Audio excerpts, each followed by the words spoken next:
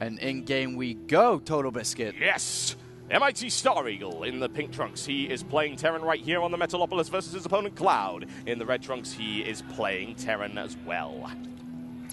And I think we are going to see a lot of Medivac drops. I mean, especially in these positions on Metalopolis.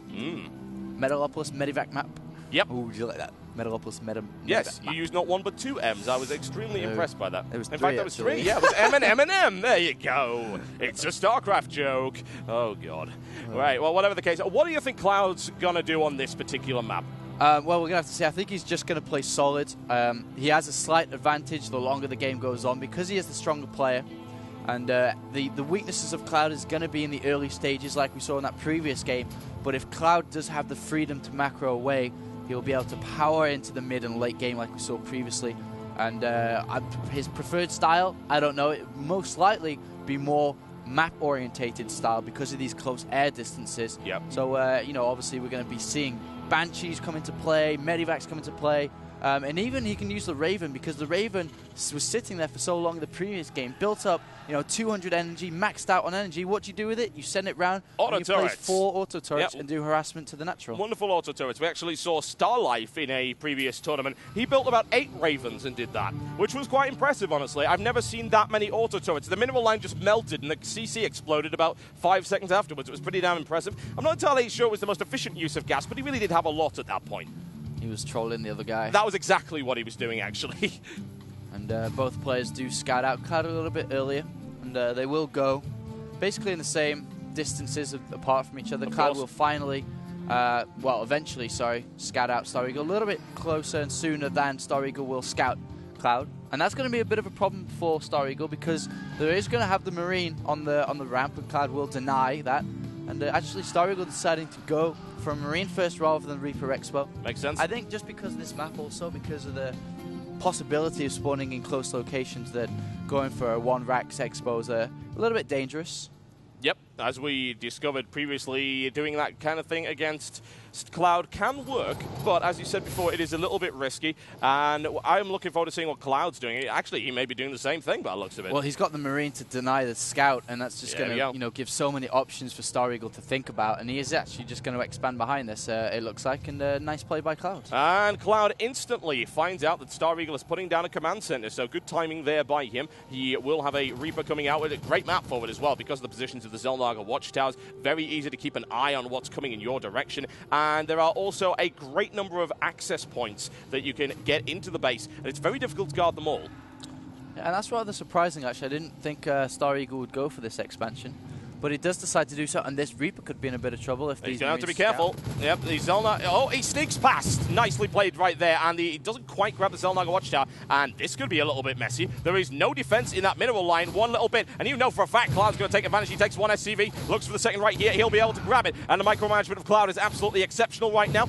This is going to be a real problem right now. That's already 3 down. 4th looks for the surround, doesn't get it. Can probably take the 5th before this thing goes down. He backs away. Mistake. Oh, it's a fake out. Stareagle grabs it, but that's 5 SCVs down to that Reaper. 13 to 19 SCV. Oh dear, Stareagle, that is not what you want to do if you want to go to the grand final.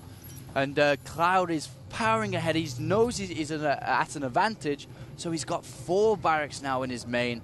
And he's going to be really putting a lot of pressure shortly. Stim is in production as well, and by the time Stim finishes, he's going to have a lot of ground units out, and will Stareagle be able to defend that? I guess the best way for him to do so is to try and get some key siege tank locations up to help defend against it. Yep, just start applying pressure to Cloud. Really find an area that you can attack, exploit it, and that's exactly what Cloud just did to Stareagle. Stareagle was caught out of position, no defense of any description in the mineral line, and 5 workers taken out. Incredibly significant there for him. Starport coming down right now for Stareagle. We got barracks up as well, factory for him. So he's a little bit mixed right now, and obviously since he's placing it on the tech lab, where you can see Banshees and Ravens coming out in the near future. I think that's a critical mistake, actually. Nice scan, does see exactly what is going on, even gets the engineering bay with the upgrade. Handy. And I think going for the starport is the wrong decision.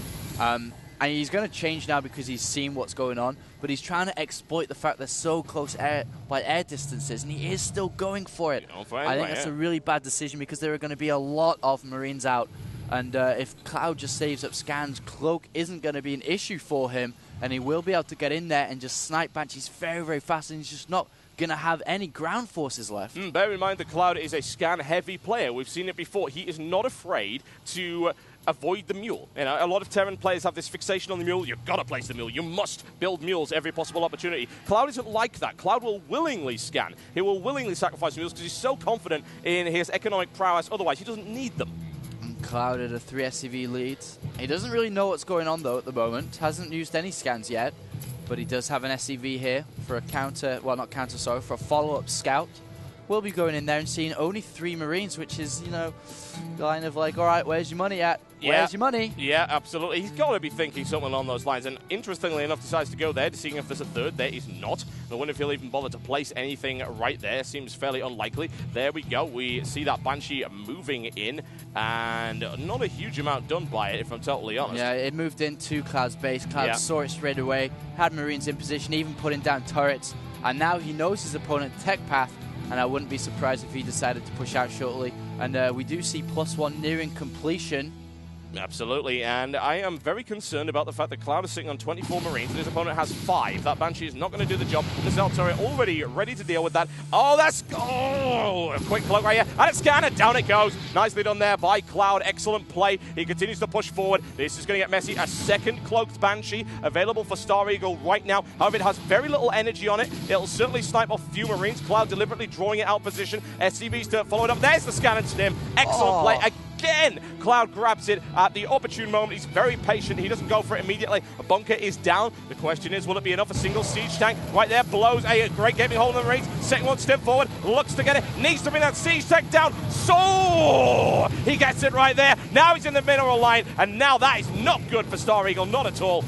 Splitting up his Marines so the tank didn't do splash damage, and perfectly well timed. And I love the stim of only a few Marines instead of all of them to take down that Banshee. In comes yet another Banshee right now. The Orbital Command Center is on fire right now for Stareagle, but he'll easily be able to do that. Cloud looking like he doesn't actually have the scan right now. He doesn't have the numbers, however. He has reinforcements streaming across the map right now. He's drawing his opponent out of position deliberately. There's the stim, and no deployment of that siege tank means no damage for you. Thank you very much. Reinforcements waiting in the wings for Cloud right now.